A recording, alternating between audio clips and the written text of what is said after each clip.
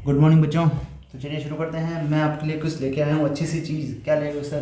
क्योंकि CA final में direct text में बच्चों को काफ़ी डाउट आते हैं कि सर सिलेबस बहुत ज़्यादा है, हमको कौन सा चैप्टर अच्छे से करना चाहिए, कौन सा नहीं करना चाहिए, या किन चैप्टर्स को हमें प्रायोरिटी पर रखना चाहिए। तो मैं आपके लिए 10 चैप्टर की एक लिस्ट लेके आया हूँ जो बहुत इंपॉर्टेंट है, जो एग्जाम में 80 to 85 मार्क्स कवर करते हैं। और मैं इस लिस्ट के साथ ये भी बताने वाला हूँ कि किस पेपर में किस चैप्टर से कितने मार्क्स के क्वेश्चन पूछे गए थे और उसका क्वेश्चन नंबर क्या था, वो भी मैं आपको बताने वाला हूँ। अगर बच्चा रिवीजन करके क्वेश्चन को सोल्व करना चाहे तो डायरेक्टली इस सीट से उस क्वेश्चन को सोल्व कर सकता है।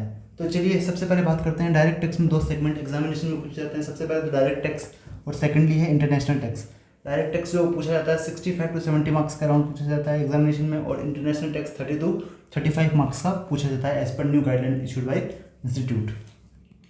अब बात करें लास्ट 5 पेपर के 5 अटेम्प्ट के एनालिसिस की, तो सबसे पहले जो 10 टॉपिक की लिस्ट है वो उसमें सबसे पहला चैप्टर का नाम आता है बेसिक कंसेप्ट, जिसका एग्जाम में डायरेक्टली क्वेश्चन नहीं आता है, बट वो सब दूसरे चैप्टर्स के साथ इन्वॉल्व होकर एग्जाम में बहुत बड़ा पॉइंट रखता है अपना।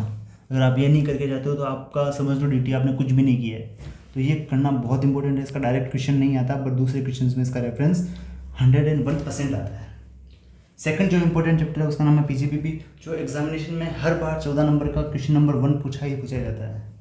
सर ये क्वेश्चन की लिस्ट कहाँ है जो आपने बताइए? देखो ये रही पीजीपीपी फर्स्ट क्वेश्चन, हमेशा फर्स्ट क्वेश्चन ही पूछा जाता है एग्जामिनेशन में। फर्स्ट के अलावा इसका दूसरा क्वेश्चन नहीं आता है। इसका मतलब आपको कंपलसरी क्वेश्चन अपनी लिस्ट में से आएगा, तो आपको आगे के 5 क्वेश्चन में से आपको 4 क्वेश्चन को चूज़ करना रहेगा।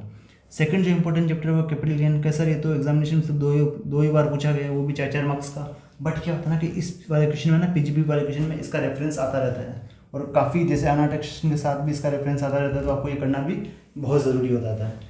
फिर तीसरा चैप्टर इंपॉर्टेंट की बात करते हैं असेसमेंट प्रोसीजर्स, जो एग्जामिनेशन में मिनिमम हर बार 8 मार्क्स का पूछा जाता है। फिर बात करें टीडीएस टीसीएस, जो मिनिममली 8 मार्क्स का पूछा जाता है एग्जामिनेशन में हर बार पूछा जाता है। डिस्क्रिप्टिव क्वेश्चन की बात कर रहा हूँ, ये डिस्क्रिप्टिव की बात कर रहा हूँ, एमसीक्यू में अलग से पूछा जाता है। ट्रस्ट की बात करें तो हर बार 8 नंबर का आता है। उसके बाद होते हैं वेरियस एंटिटीज, जिसमें MAT, AMT, SEZ, AOB, BOI वगैरह, उनकी अकाउंटिंग उनका टैक्सेशन पूछा जाता है। वो भी एग्जामिनेशन में 8 मार्क्स का पूछा जाता है। सर ये 2 बार नहीं पूछा गया है क्या? इन 2 बार में क्या हुआ था का ये पूछा गया था अपना कैपिटल गेन, और इसके साथ जनरल क्वेश्चन पूछे जाते हैं 2 4-4 मार्क्स के। वो जनरल वाले इसमें मैंने इंक्लूड नहीं किए हैं। चलिए अनर टैक्सेशन की बात करें, ये बहुत इंपॉर्टेंट चैप्टर है। ये हर बार एग्जामिनेशन में 6 मार्क्स का पूछा जाता है। Owner taxation, transfer pricing, W, ये 6 नंबर के हर बार पूछे जाते हैं। तो इन 3 चैप्टर को आपको छोड़ने का सोच ही नहीं सकते, क्योंकि ये जो सेगमेंट है ना 30 to 35 मार्क्स का, उसमें से देखो ना 18 नंबर तो यहाँ कवर हो जाते हैं, और ये सेम टू सेम चैप्टर 4 से 5 नंबर एमसीक्यू में कवर करते हैं। तो लगभग 22-23 नंबर तो इन 3 चैप्टर से कवर करते हैं अपने अनर टैक्सेशन में। तो ये करना बहुत ज़रूरी है। इंटरनेशनल टैक्सेशन में 3 चैप्टर करने बहुत ज़रूरी है।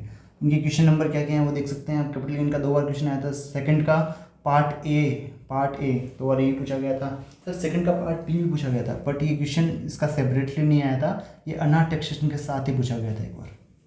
और अगर आप इनका फ्लो देखो ना, असेसमेंट का हमेशा 5th का ए असेसमेंट ही होता है, 4th का ए हमेशा टीडीएस टीसीएस होता है, 3rd का ए हमेशा ट्रस्ट होता है, 2nd का बी हमेशा अनर टैक्सेशन होता है, 3rd का बी हमेशा डीटीडब्ल्यू होता है, और 4th का बी हमेशा ट्रांसफर प्राइसिंग होता है। तो मतलब क्वेश्चन का सेगमेंट, क्वेश्चन को पूछने का तरीका ऐसे चेंज नहीं करती है, क्वेश्चन का सीक्वेंस नंबर ऐसे लगभग सेम रखती है।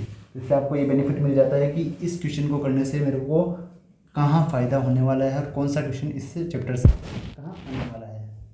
तो चलिए अब मैंने बताया आपको कि इतने इतने मार्क्स के आते हैं। तो देखो ये 10 चैप्टर मिला के मई 2024 में 60 मार्क्स के पूछे गए थे, नवंबर में 66 के पूछे गए थे, और मई 23 में 60 के पूछे गए थे, नवंबर 22 में 64 के, मई 22 में 64 के। यानी कि ऑन एन एवरेज 70 में से 60 नंबर, 66 नंबर, 60 नंबर, 64 नंबर आपको इन्हीं चैप्टर से मिल रहा है। और यही सेम चैप्टर एमसीक्यू में 20 से 24 मार्क्स के पूछे जाते हैं। इसका मतलब कि 82 to 85 मार्क्स का पूछा जाता है एग्जामिनेशन में।